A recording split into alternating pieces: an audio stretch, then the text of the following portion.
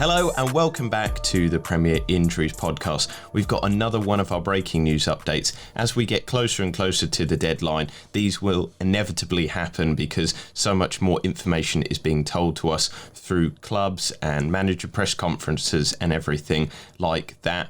Ben, you're the best person to equip us with all this essential information. Let's start off with Leeds then.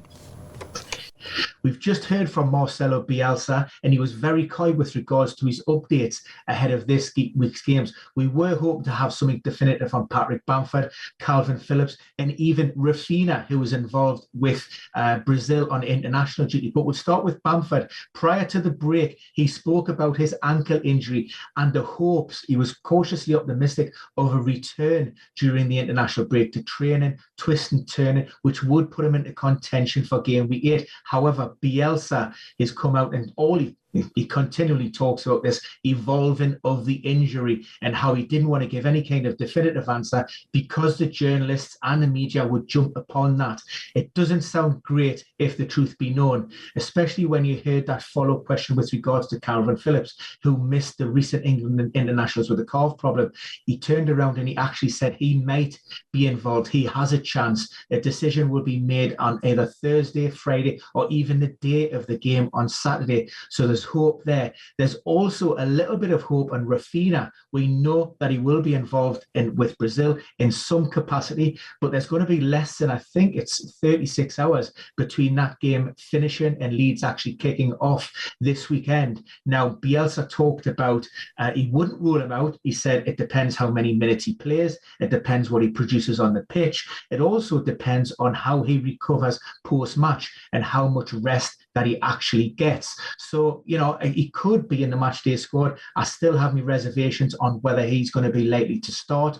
There was also an update on Luke Ayling. He's definitely out of the game, but Marcelo Bielsa said that he's around about halfway through his recovery from a knee injury. Now, looking back at that happened on the 17th of September at St James's Park against Newcastle. So by that sort of timeline, we're not going to be seeing Luke Ayling until after the next international break. So I think we're looking maybe game week 12 in and around maybe November the 21st in and around that. So, he's going to be out for quite a while yet. Adam Forshaw back in contention. Somerville back in contention. Robert Koch just had surgery on a problematic pubis problem that's been affecting him quite a while, but that was a minor procedure and we could see him return in the non-too-distant future. Of course, so it seems like a lot going on with Leeds there, and as a Rafinha owner, that makes me a little bit worried. Let's turn the attention though to the Toffees, Everton. We had a little bit of an update early in the week when we talked about Dinnery. I mean, what is the latest now?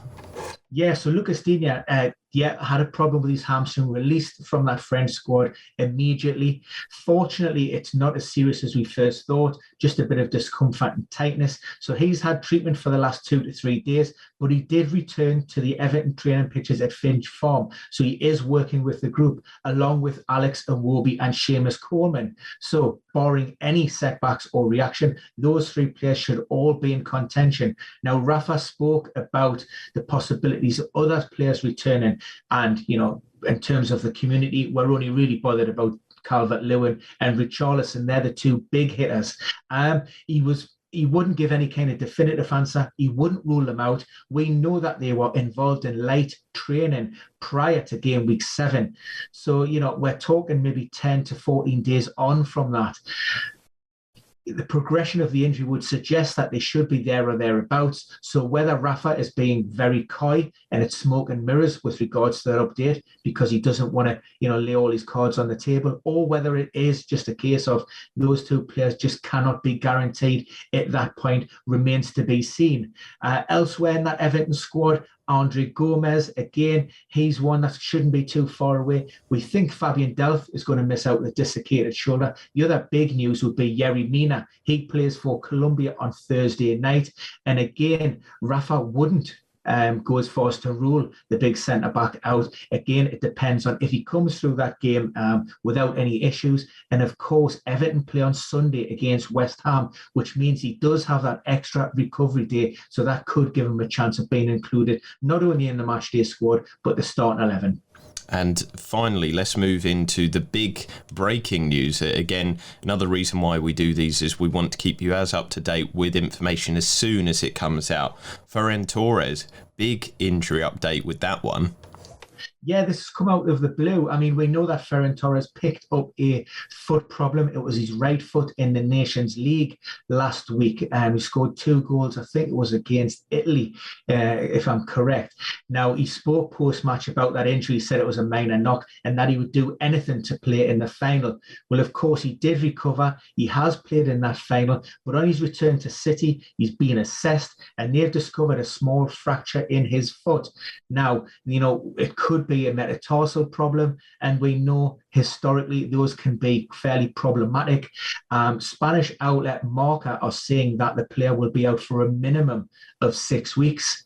But we really, we wait and see for something definitive and official from the club. If it is a metatarsal and they may require surgical intervention, that timeline could be extended. If we're talking about maybe that being pinned or certainly screwed, then we may be looking at 6-8 weeks and maybe even beyond that. So, that's a bit of a blow for Pep, considering we have doubts over Gabriel Jesus and those forward places this weekend. So an interesting situation there. City hit by another kind of European-based injury like we saw with Kevin De Bruyne, maybe risking these players a little bit too much. But from us here at Premier Injuries, we hope we've kept you up to date, keeping you in the loop for those transfers so that you don't set off those trigger fingers a little bit too early. But for now, I'm going to say the best of luck to you all with your transfers, with whatever you're doing this week. And we will see you again very, very soon, because we've still got more content coming out this week. And we've got a live broadcast as well on the breakfast of the morning of Saturday. So make sure to stay subscribed for all that great content over here. But for now, goodbye.